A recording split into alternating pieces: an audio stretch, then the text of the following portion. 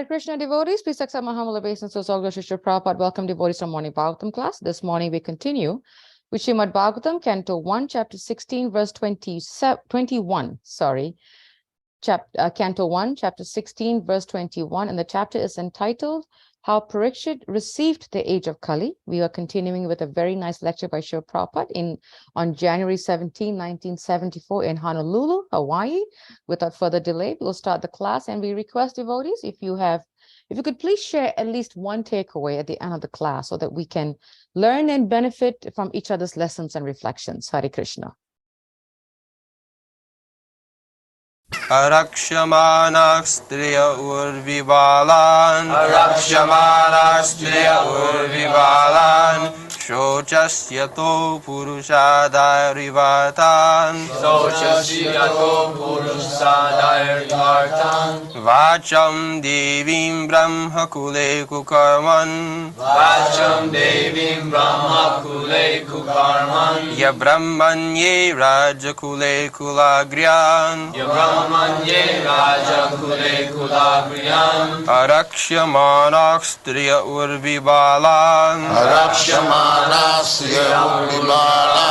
Shochasyato purushadairivatan Shochasyato purushadairivatan Vacham devim brahma kule kukarman Vacham devim brahma kule kukarman Ya brahmanye raja kule kulagriyan A brahmanye raja kule kulagriyan Rakshamana striya kurvibalan Rakshamana Unprotected Striyaha Women Urvi On the earth Balan Children Shochasi You are feeling compassion Ato As such Purushadai by men.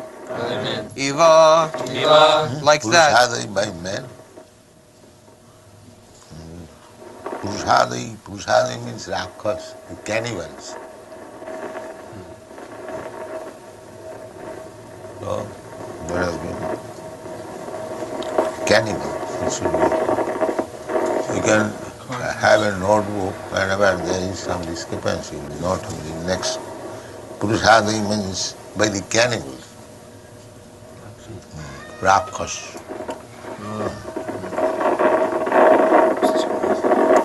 Eva like that. Arthan those who are unhappy. Vacham vocabulary. Devim the goddess. Brahma Kule in the family of the Brahmana. Kukarmani acts against the principles of religion. Abrahmanye persons against the Brahminical culture. Raja Kule in the administrative family. Kulagriyan most of all the families. Translation. Are you feeling compunction for the unhappy women and children who are left forlorn by unscrupulous persons? Or are you unhappy because the goddess of learning is being handled by brahmanas addicted to acts against the principles of religion? Or are you sorry to see that the brahmanas have taken shelter of administrative families that do not respect Brahminical culture? In the last verse, another question was, Brisali,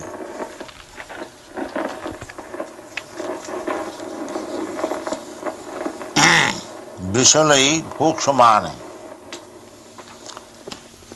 All these questions are being asked by Dharmaraj to the unprotected cows.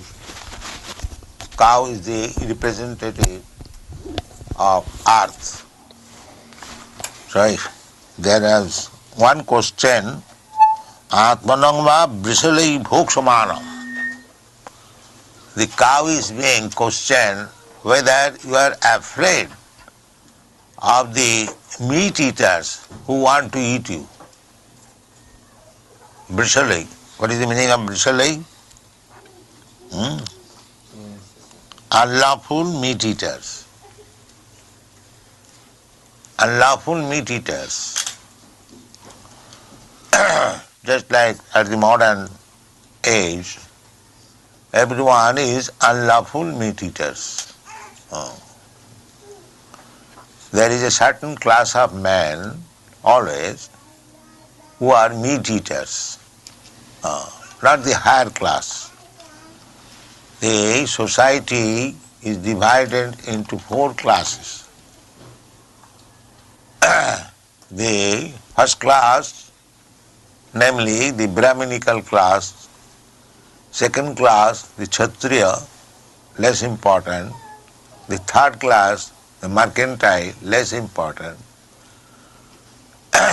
and the fourth class, less important, and below the fourth class, they are not counted among human beings.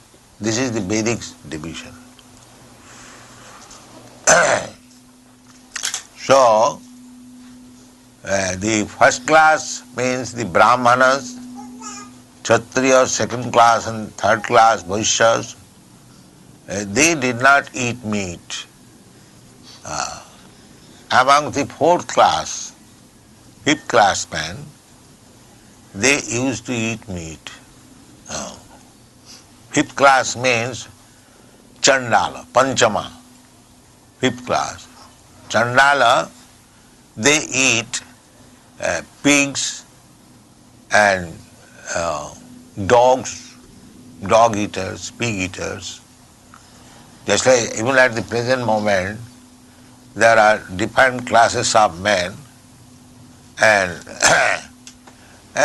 pig eaters or dog eaters, and at least dog eaters, that is not very much common. But more or less everyone is meat eater, and when they begin to eat meat, they do not care whether it is pig's flesh or dog's flesh or cow's flesh.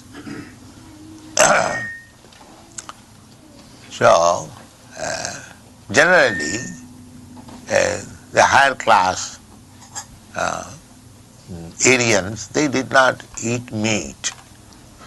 And the lower class, those who were eating meat, they were also checked by regulation. So, one who was eating meat without any check, they are mentioned here as unlawful meat eaters.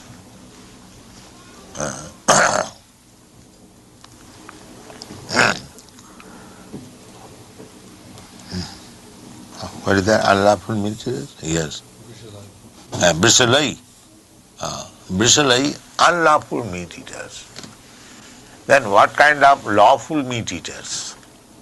The question will be. The lawful meat eaters mean as enjoined by the Shastra, because meat eating is not required, not at all required. In the Shastra it is said, Loke bhavayami samadha seva nityastu jantu nahi tatra chodana. In the Shastras, there is a commendation that you can eat meat under certain conditions. You can drink under certain conditions.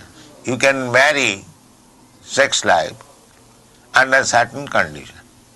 Loke babaya amisa madhya seva.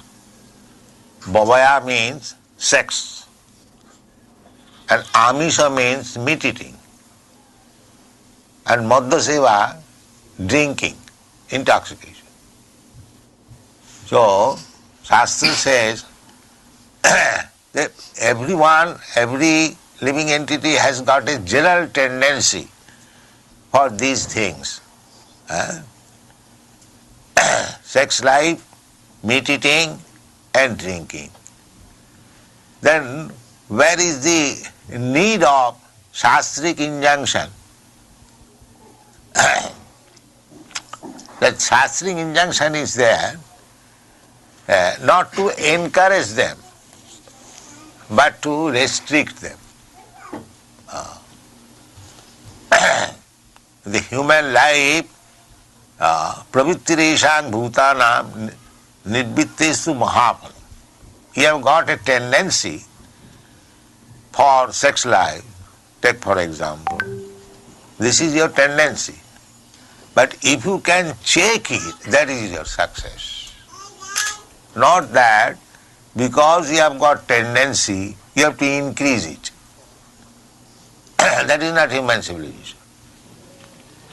Human civilization means we have got so many animal propensities, and if we can control them, that is advancement of human civilization. Just try to understand. Not that because I have got this tendency, let me increase it without any restriction. That is not human civilization. Human civilization, that is the distinction between animal and human being. Tapasa, brahmacharjena, jnanena. The first beginning of human life, the child, the first beginning of human life is brahmachari.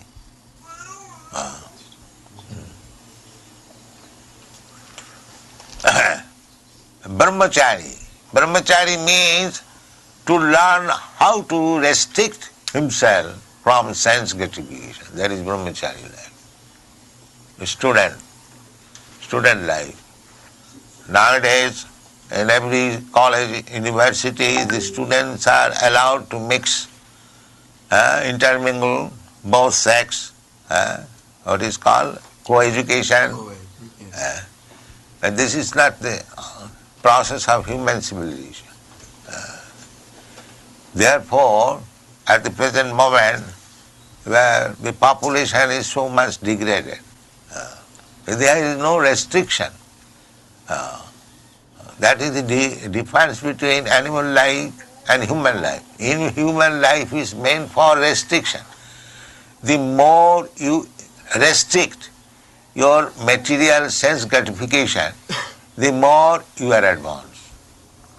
This is the standard. Not that because I have got the tendency to act like this, let me do it unrestrictedly. That is not human civilization. That is cats and dogs civilization. Human civilization means tapasya, austerity.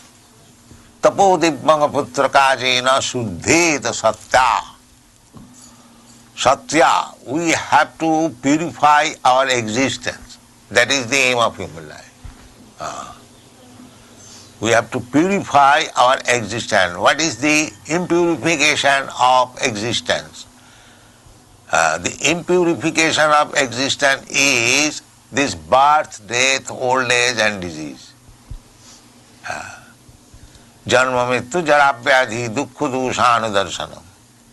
Everyone is inclined to live, but nature will not allow you to live. Nobody likes to die, but nature will force you to become dead. Nobody wants to become old man, but nature will force you to become old man. And nobody wants to suffer from diseases, but nature will force you to suffer from diseases. These are the problems. But the rascal civilization, they do not know what is the real problem. They are dealing with petrol problem. Just see, petrol problem, you have created another problem. Already there is problem. You have created by so-called civilization petrol problem. Before these motor cars, the people were living very happily. They were transporting But there was no such civilization that for your earning livelihood you have to go 100 miles away from your home to work there. Therefore you require vehicle, then you require petrol, then you require some nice road, so many things will be. But formerly it was village, they will take it, this is primitive. But remaining primitive, you are more happy than becoming so-called civilized, creating so many problems. You have already problems. But people are so rascal, so blind, they do not see to the real problem. They artificially create problem and try to solve it. Instead of touching the real problem, that is set aside. The Bhagavad Gita says that problem, one should be very vigilant to the problems. And what is that problem? He says, Krishna says, Janma mrityu jara vyadhi dukkha dosha anudarsanam. They do not know what is the real problem. Real problem is repetition of birth, death, old age and disease. This is real problem. Whole Vedic civilization is meant for stopping these problems. Janma mrityu jara vyadhi. The whole Bhagavad Gita is taught. You are reading Bhagavad Gita. You just try to understand what is the real problem. The real problem is birth, death, old age and disease. Therefore, Krishna says that Janma karma me dibbam ju janati tattata takta dehang punar janma naiti mameti kaunteya. This is solution. Krishna consciousness. Krishna says, Janma karma me dibbam. This is my appearance on this material world. How God appears. Ajopi san abhyatma. Nobody takes birth. Even we do not take birth. We simply change body. So what to speak of God? God and we are qualitatively one. Nitya nityanam chetanas chetananam. But he is the chief living entity. Just like you have got your chief American, means the president of your country. Similarly, everywhere must be there one chief man. Just like in the society, our Krishna consciousness society, you accept me as the chief. So you have to accept one chief. Either you are a political party or social party or religious party or communist party, just like communist party, they have got their chief man. Lenin, Stalin. This question I asked, don't be sleepy. Professor Kotovsky, I asked him that where is the difference of philosophy between your communist philosophy and our Krishna consciousness philosophy? You have to accept one chief man, that Lenin or Stalin, and we have also selected one chief man or God, Krishna. So you are following the dictates of Lenin or Stalin or Molotov or this or that. We are following the philosophy or the instruction of Krishna. So on principle, where is the difference? There is no difference. So the professor could not answer that. You cannot conduct your daily affairs without being dictated by somebody else. That is to be accepted. So that is the law of nature. So nitya nityanam chetanas chetananam. Why don't you accept this supreme authority? This subordinate authority, we have to accept somebody as our leader. It is not possible that we can live without leadership. That is not possible. Is there any party, is there any school, or is there any institution that they are conducting without any chief leader or director. Can you show me any instance throughout the whole world? Is there any instance? No. Just like from our camp, somebody has left, but he has accepted Gaurasundar or Siddha Sarad Maharaj as chief. The principle is there, that you have to accept one chief. But intelligence is that what kind of leadership we shall accept. That is knowledge. We have to accept the servitorship or underhand, to become underhand of some person. So the intelligence is that whom we have to accept, that there lies the intelligence. What kind of leader we shall accept. So our principle is that Krishna should be accepted as the leader. Because Krishna says in the Bhagavad Gita, Matta paratanang nannat kinchijasti dhananjaya. Krishna is the supreme leader. Eko nitya nityanam chetanas chetananam eko ju bahunam vidadat. Leader means he must, just like father. Father is the leader of the family. And why father is the leader? Because he earns, he maintains the children, wife, servant, and establishment. Therefore, naturally, he is accepted, the leader of the family. Similarly, we accept the President Nixon as the leader of your country because in dangerous time he gives direction, in peace time he gives direction. He is always busy, how to make you happy, how to make you without any care, anxiety. This is duty of the president, otherwise why you select one president? Any man can live without any president, but no, it is required. So similarly, the Vedas says, Nitya Nityanam Chetanas Chetananam. There are two sets of living entities. One, both of them are Nitya. Nitya means eternal. And Chetana means living entity. So Nitya Nityanam Chetanas Chetananam. This is the description of God. The God is also a living entity like you and me. He is also a living entity. Just like you see Krishna. What is the difference between Krishna? He has got two hands, you have got two hands. He has got one head, you have got one head. He has got two legs, you have got two legs. You can also keep some cows and play with them, Krishna also. But the difference is there. What is the difference?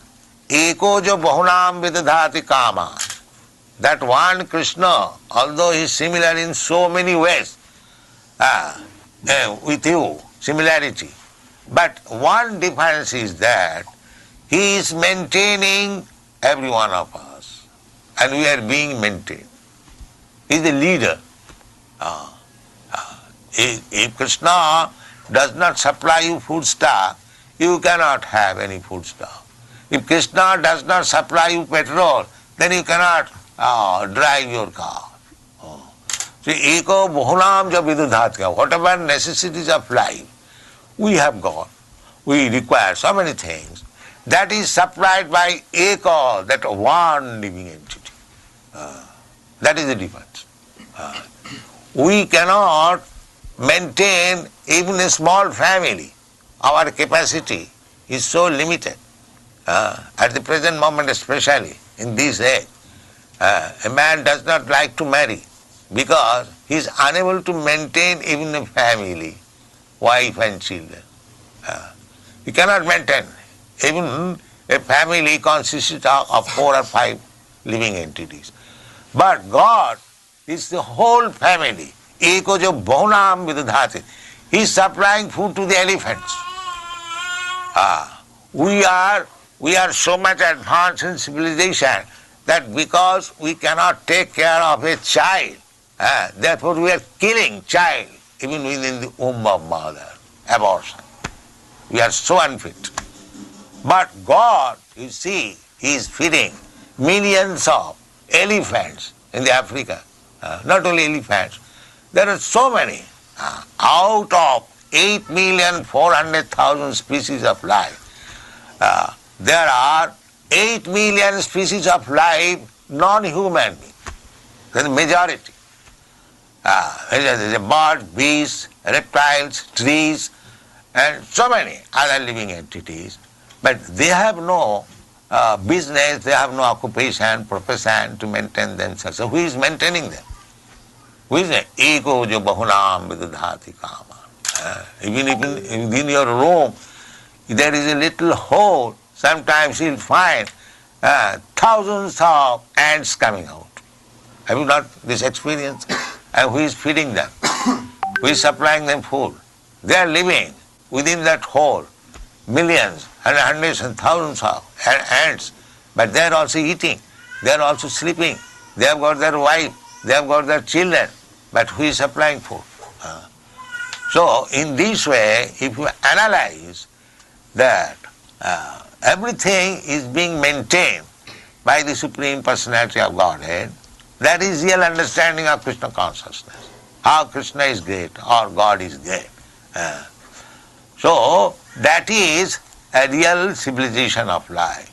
To understand, to appreciate the greatness of God. That is real civilization. So there is a process how to appreciate, how to become qualified to appreciate. And that system is called Varnashram Dharma, to divide the whole human society into 4 classes of men, the Brahmana, Kshatriya, Vaishya and Shudra, and those who are not regulated, they are Panchamas below the Shudras. So our subject matter was unlawful meat eaters. So even the Shudras who are meat eaters, they are lawful meat eaters. What is the lawful meat eating?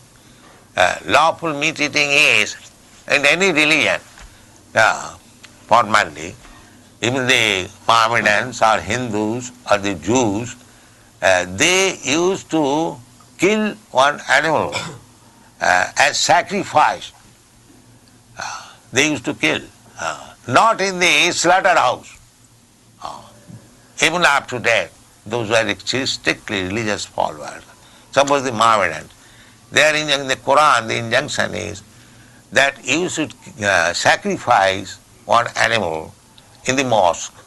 The Jews also, they sacrifice animal in the synagogue.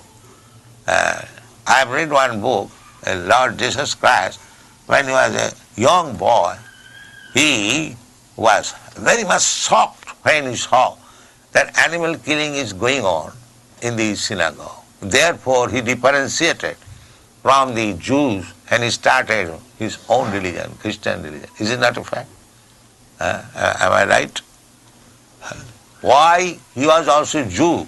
Why he deviated? Why he deviated from the Jews? Because when he saw in his young age that animals are being killed in the synagogue, he differed. No, this is horrible. This is the wrong. Therefore, his first commandment is, thou shalt not kill. Am I wrong or right? That was his first impression, that people should stop killing. Who is Christian? Everyone is violating this first commandment. What to speak of other commandments? Everyone. So it is very difficult to find a real Christian. But if you violate the commandments of Christ, then what kind of Christian you are? This is our question. We'll answer this. So this is the problem. The animal killing is not within the category of human civilization. When a man becomes civilized, he knows how to produce food. He can till the ground. He can produce food grains. He can produce fruits and flowers and so many things. Even in the animal kingdom, there are different kinds of animals. They do not touch meat eating even. They do not touch. Every animal has to live by destroying or killing another animal. That is nature's law. Jiva jivasya jivanam. Either you eat vegetable or you eat meat, it doesn't matter. Vegetable has also got life. But there is allotment. Just like the cows or other animals, they do not eat meat. They live on grass. Grass has got a life. But because they eat grass life, therefore they will eat meat. No. The allotment. Similarly, human being should be also, there is allotment. For human being, God has given us the food grains, the fruits, and patram puspam phalam toyam jomi bhakta prajachati. In the Bhagavad Gita I will find, Krishna is saying that anyone who is supplying me this patram puspam, patram means leaf, vegetables, and puspam means flowers. Patram puspam phalam, fruits, toyam, and milk. So why? He is speaking in the human society. He is not speaking in the animal society. Therefore, it is already described what kind of foodstuff we shall take.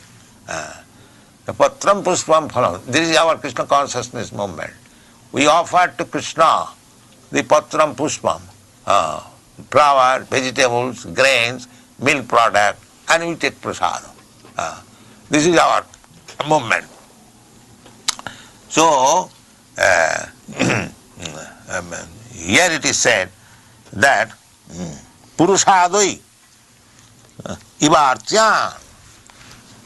So not only eating meat, but there are cannibals also. I have heard that in Africa still there are cannibals. Not only Africa, in other parts of the world, they also sacrifice a human being. I think in America also formerly the Red Indians used to kill a human being.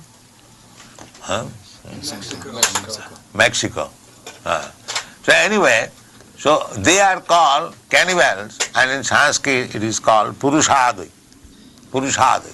Purushadoi means the cannibals, the man-eaters. Still there are. So here it is said, arakshamana sriya urvi bala suchastayo purushadoi vivartan. So, purushadoi means unscrupulous men also can be drawn, but purushadoi means the man-eaters. So suppose in this Hawaii city, in Honolulu city, you understand that some cannibals have come there taking away human being for eating. Then what is your concern immediately?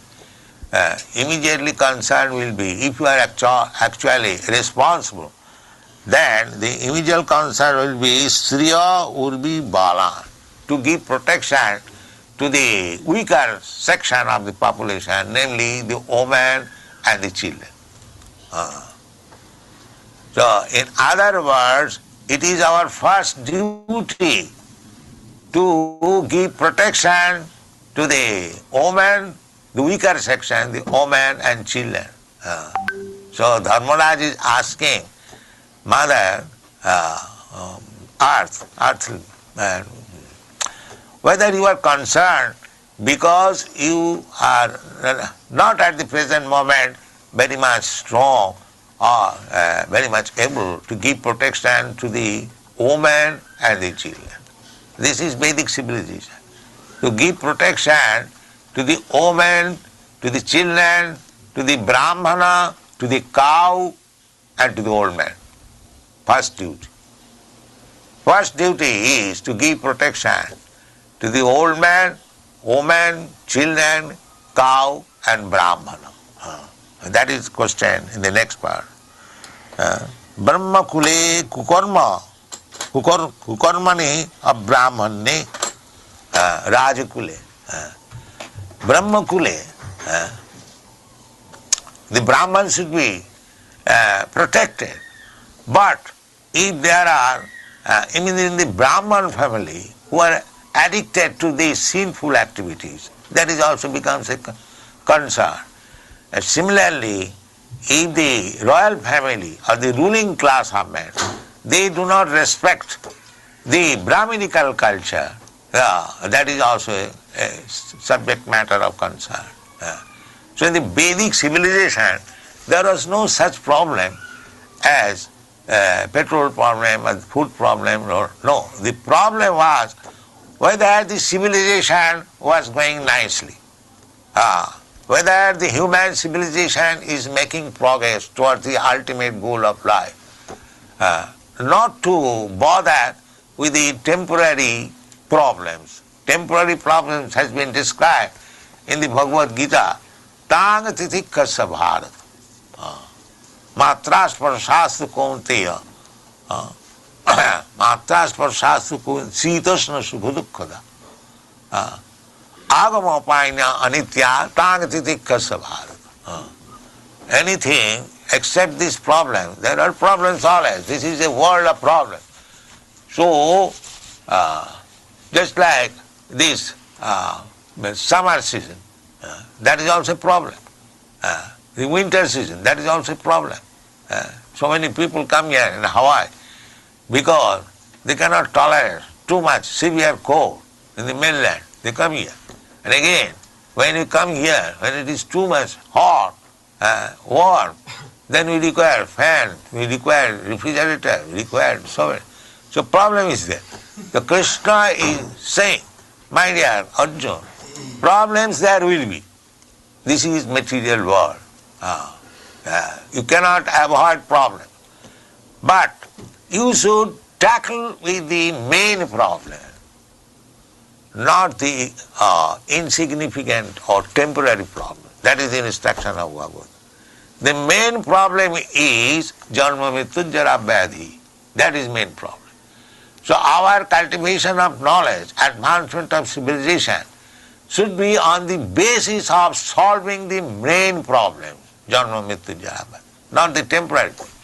For the temporary problems, it is advised that the temporary problems, they come and go. Just like nowadays there is the petrol problem.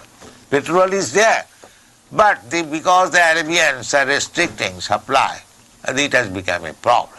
So as soon as there will be some peace agreement between the Arabians and others, this problem will be solved. Take for example, a best example is given in the Bhagavad Gita, Shitoshna Sukha. You can solve your petrol problem, but you can never solve the problem of winter and summer. That will come and go. So it is not that winter will remain for good or the summer will remain for good. Agama paina anitya, they will come and go. So don't be bothered about that. And if you feel botheration, just try to suffer or tolerate. That is not your real problem. The real problem is how to stop the birth, death, old age and disease, and that is Vedic civilization. And that is depending on the Brahmanical culture. So, the king's duty is to see that everyone is following the Brahmanical culture. The Brahman is executing his occupational duties nicely. The Kshatriyas are doing nicely in their occupational duties. Similarly, Vaishyas, Shudras, that is the duty of the government, that everything is going on nicely. Otherwise, it will be a great concern and people will be always filled up with anxieties. There will be so many troubles and problems. We cannot solve them and it is very difficult to solve in this age of Kali. Therefore, Shastra has given us injunction that Hare Nama iva kevalam kalau nasti gatirannatha. Because we are so weak in this age and there are so many problems, it is very, very difficult to make a solution. Therefore, Shastra says that you simply take to the chanting of the holy name of God. Haren Nama eva kevalam. Kalau nasti va gatirannatha. In this age there is no other way that you will feel when you take to chanting without any offense. Very simple thing which has, we haven't got to spend any money for this chanting. Neither we are chanting. We are simply distributing this knowledge. And chant Hare Krishna mantra. All problems will be solved. Thank you very much.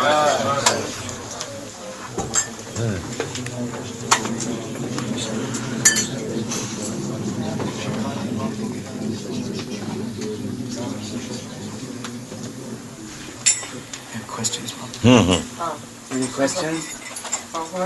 I just, when Lord Jesus Christ was talking to his disciple John, he mentioned, John says, well, what should I do? He says, well, the first great commandment, he says, is to love the Lord thy God with all thy heart, with all thy soul, with all thy mind, and to love your neighbor as yourself, as thyself. And when he's talking about the neighbor, isn't that true that all living entities is man's neighbor? Yes, certainly. I mean, even the bugs and everything. Neighbor means we live with animals, we live with trees, we live with a human being, so many. All of them are neighbors. Just like in the modern sense, national. What is the definition of nationality? A living entity who is born in that country is called national, is it not? So why you are killing cows? Are they not national?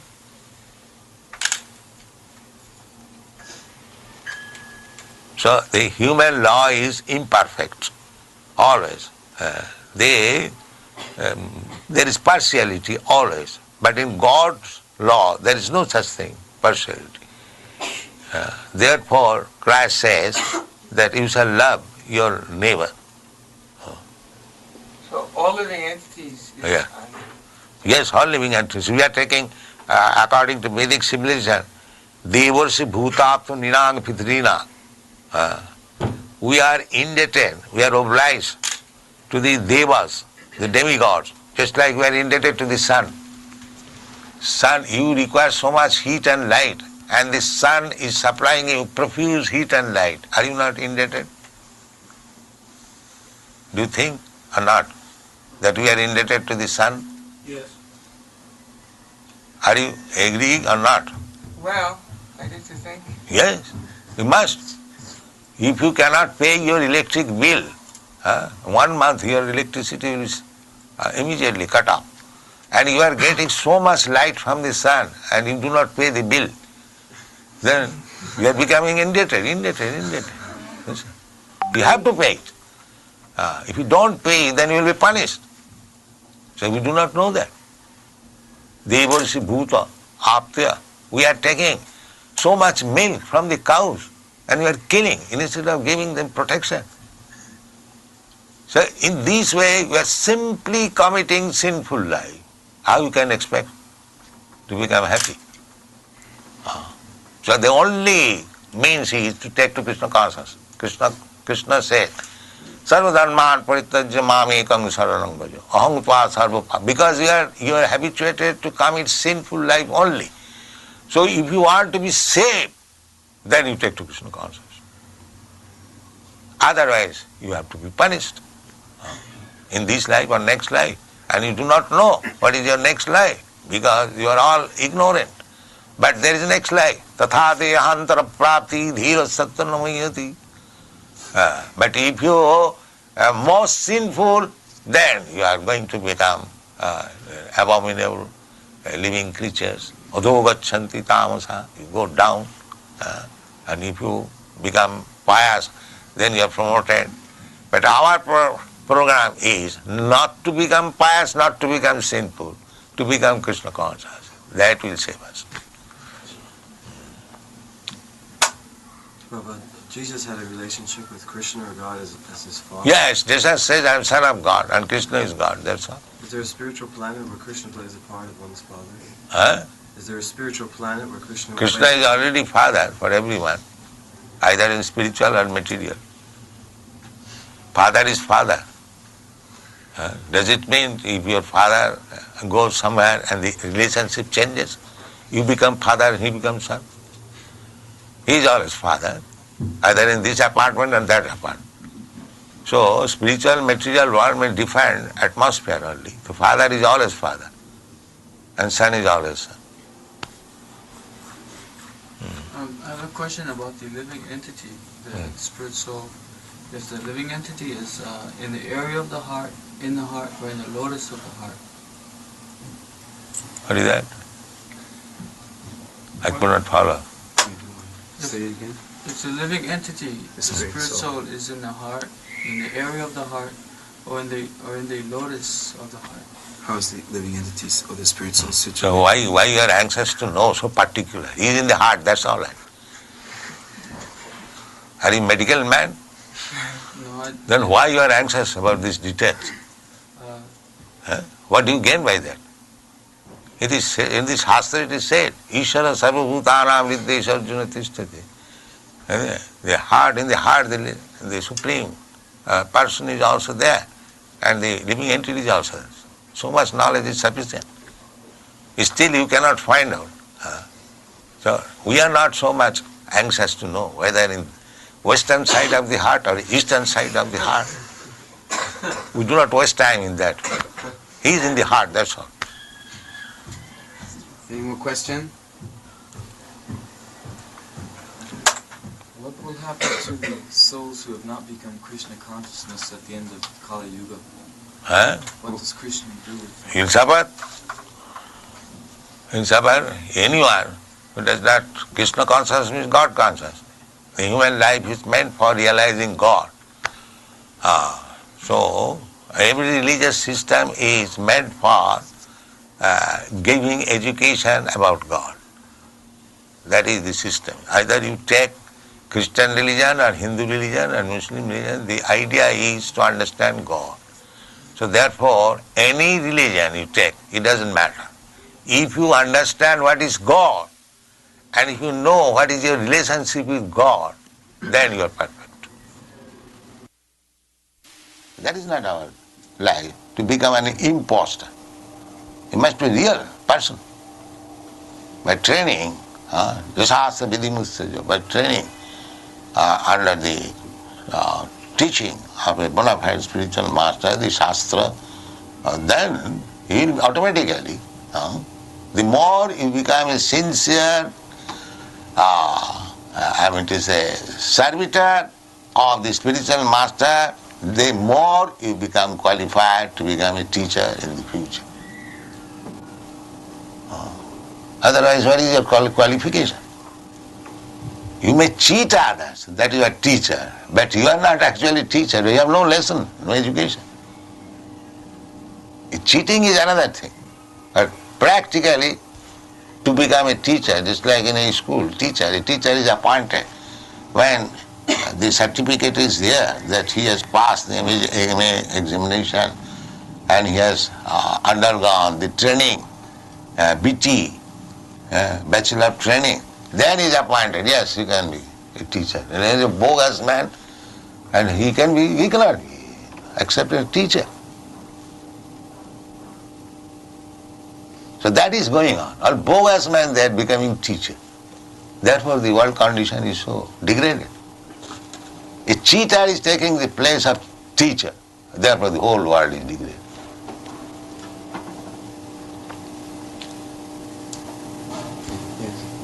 If we have a desire to keep these promises, we have a hard time doing it. As soon as you fail to keep your promise, you are fallen.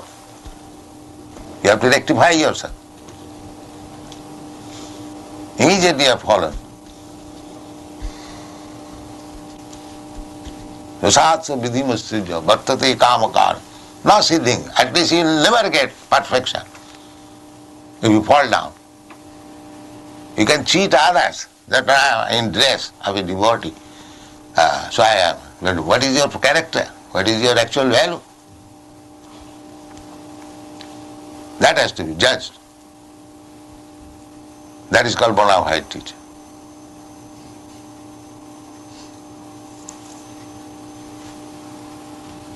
All right, chant. So we will stop the class here because it goes into chanting, and this has been a very powerful, interesting, educational class, I feel, by Srila Prabhupada. Lots of amazing, amazing points, lots of lessons, lots of instructions, how we can become a better person, how we can become a better devotee, how we can, take shelter to really work on ourselves, whatever flaws we have, whatever challenges we have to be a better person. So we'd like to open up if devotees have any questions, any comments, reflection. I think there's a quote, I just remember there's a post here by Saurabh where he said, Hare Krishna Dandavad, please accept my humble obeisances, all Krishna Prabhupada.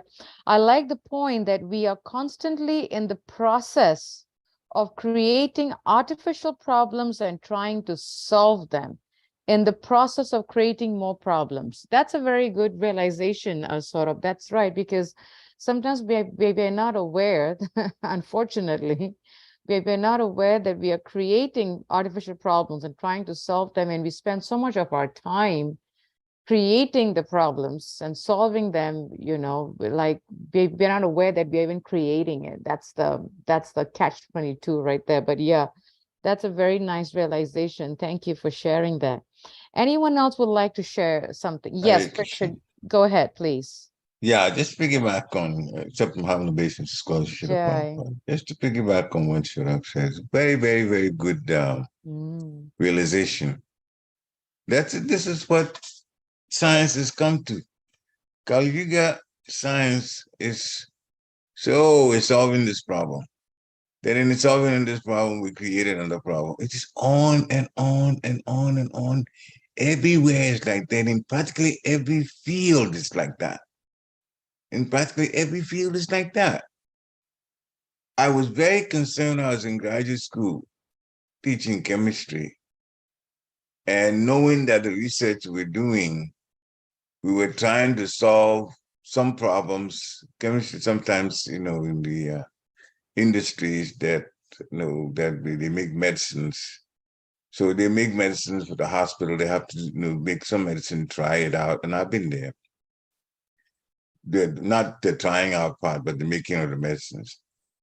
But in the process, we do it in an enclosed place called a hood, a fume hood. And we start working there, and the byproducts that come that we don't need, some of them are in a gas form. And so they go through the top of this container called the hood. It's got a fan that's turned the opposite way so that it sucks in the air. And it sucks the harmful air so the chemist doesn't get affected by it. It sucks the air, where does it go? It goes to the atmosphere. But when it goes to the atmosphere, doesn't everybody get affected then?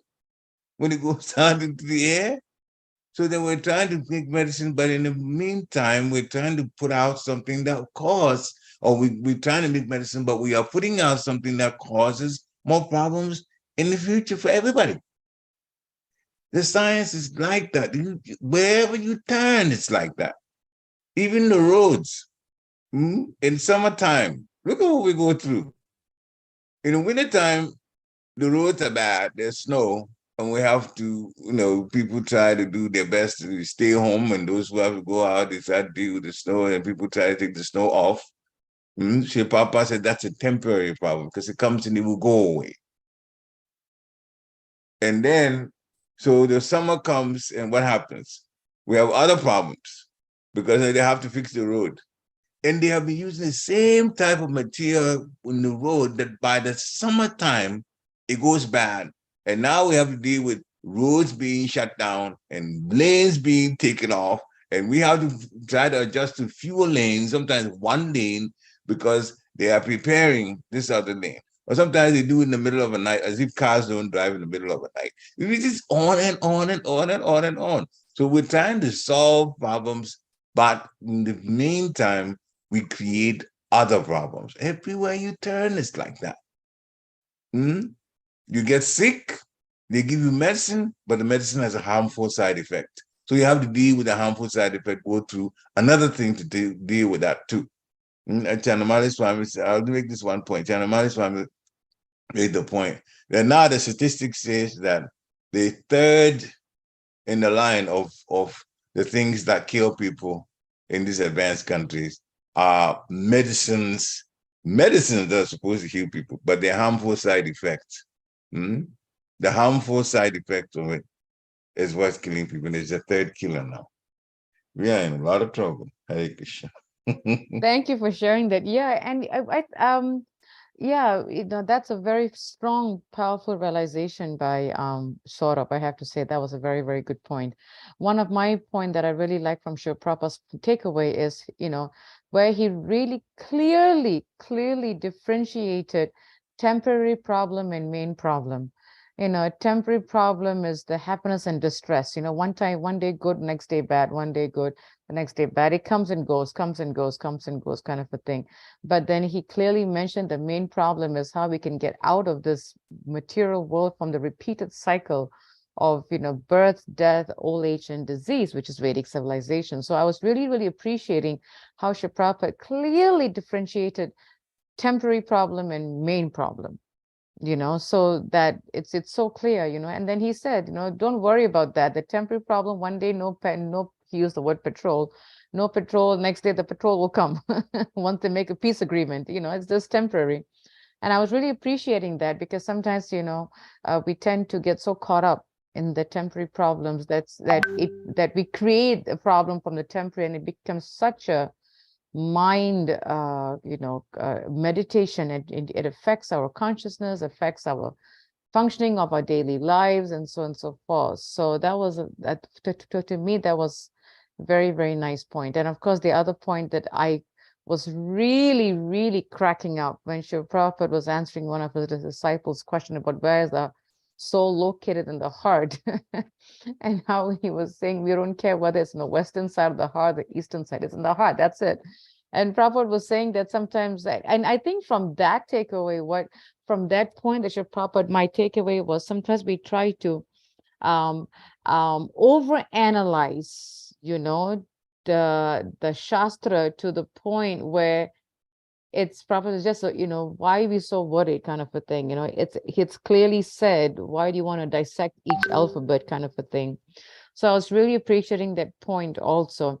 Understanding is definitely important of the Shastras and the scriptures and the instructions, but over analyzing it becomes like a mental trip, as they say. So yeah, that was one of my takeaways too.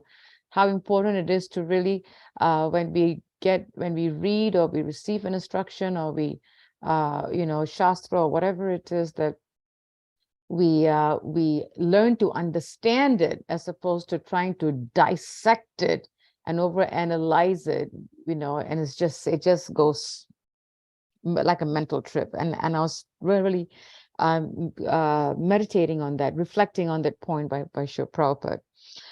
We passed the 9 o'clock. I just want to make sure that I don't ignore anyone. If you have any takeaways, any thoughts, please do share before we end the class. There's just a little bit more that I'd like to add. Yes. Just a little overview of this. So Vishalay, meat eaters. It said in the very beginning, it said the cow was being questioned whether she was afraid of meat eaters.